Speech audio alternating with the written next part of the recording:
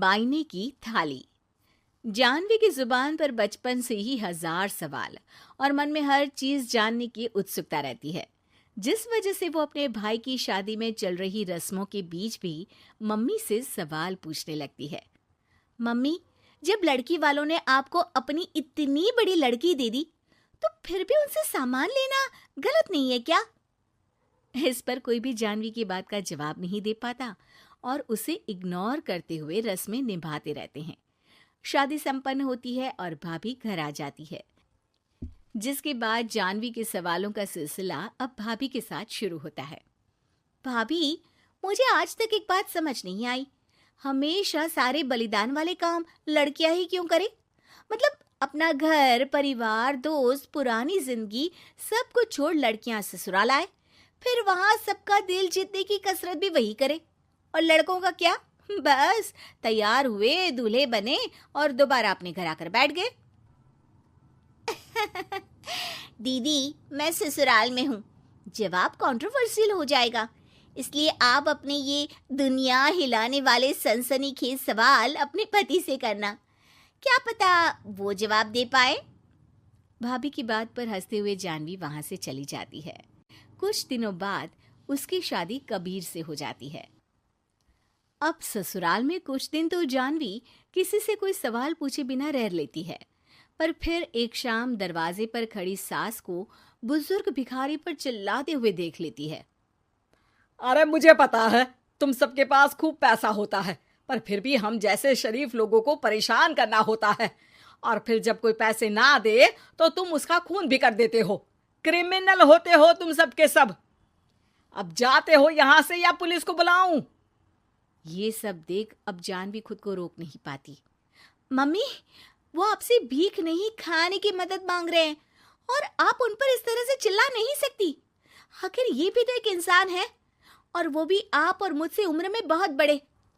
बाकी किसी चीज का नहीं तो कम से कम उनकी उम्र का ही ख्याल कर लीजिए। बहू का ऐसा रूप देख सास को तो जैसे शौक ही लग जाता है।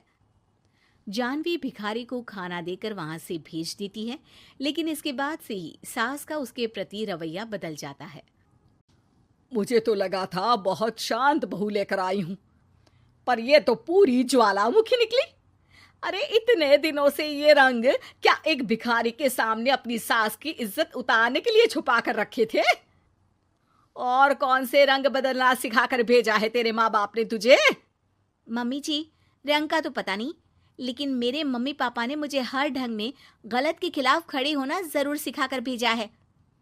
बहू का जवाब सुन सास गुस्से में वहां से चली जाती है, जिस पर पीछे खड़ा सब कुछ सुन रहा कबीर जानवी के पास आता है। जानवी, मैं मानता हूं तुमने जो किया अच्छे के लिए किया, पर मम्मी से ऐसे नहीं बोलना चाहिए था। अब उन्हें मनाने की जिम्मेदारी तुम्हारी ही है। पर मैं कैसे? मुझे तो कुछ भी पता नहीं है। तो उसके लिए मैं हूं ना। कुछ दिनों में ही सकट का त्योहार आ रहा है, तुम बस बायने पर मम्मी को देने के लिए एक सुंदर साड़ी ले आना, तुम्हारा काम बन जाएगा। ये कहकर कबीर वहां से चला जाता है, लेकिन व्रत और त्योहारों से अनजान जानवी कंफ्यूजन में वहीं खड़ी रह जाती है, जिस पर वो भाभी को फोन लगाकर सारे व्रत और उनके महत्व समझती है। और उन्हें जानने के बाद वो बायने की साड़ी तो खरीद लाती है, लेकिन इसी के साथ उसके मन में अब नए सवाल पैदा होने लगते हैं। इसी तरह सकट के व्रत का दिन भी आ जाता है। हे भगवान, एक तो सुबह से भूखी, ऊपर से ये सवालों के बुलबुले पेट में उठकर और तहलका मचा रहे हैं। अब क्या करूं, किससे पूछूं? जानवी अपने आप से ये सब बोल ही रही होती है कि सास और कबीर उसके सामने आ जाते हैं। बायने और पूजा की सब तैयारी कर ली? हाँ जी, वो तो कर ली, पर क्या पर?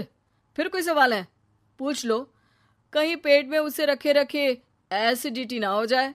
ज्यादा कुछ नहीं, बस पूछना था कि जब ये व्रत बच्चों और दाम्पत्य जीवन की सुख शांति के लिए होता है, फिर इसमें व्रत सिर्फ हम लेडीज ही क्यों रखती हैं? हिस्सेदारी तो दोनों की होती है ना? जानवी की बात सुन इस बार तो सास भी सोचने पर मजबूर हो जाती हैं। ये तो मुझे नहीं पता, और ना हमने कभी किसी से पूछा।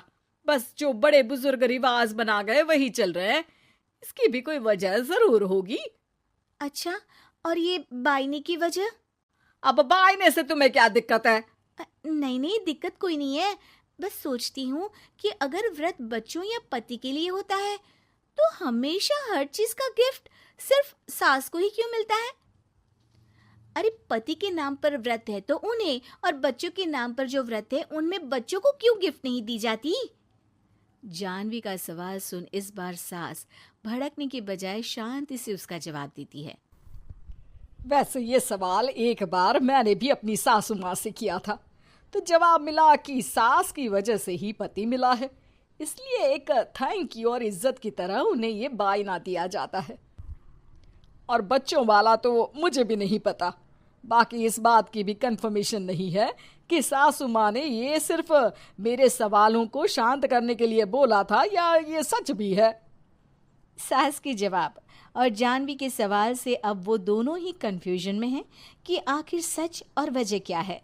अगर आप लोगों के पास इन सवालों के जवाब हैं तो कमेंट करके सबके साथ ज़रूर शेयर कीजिएगा।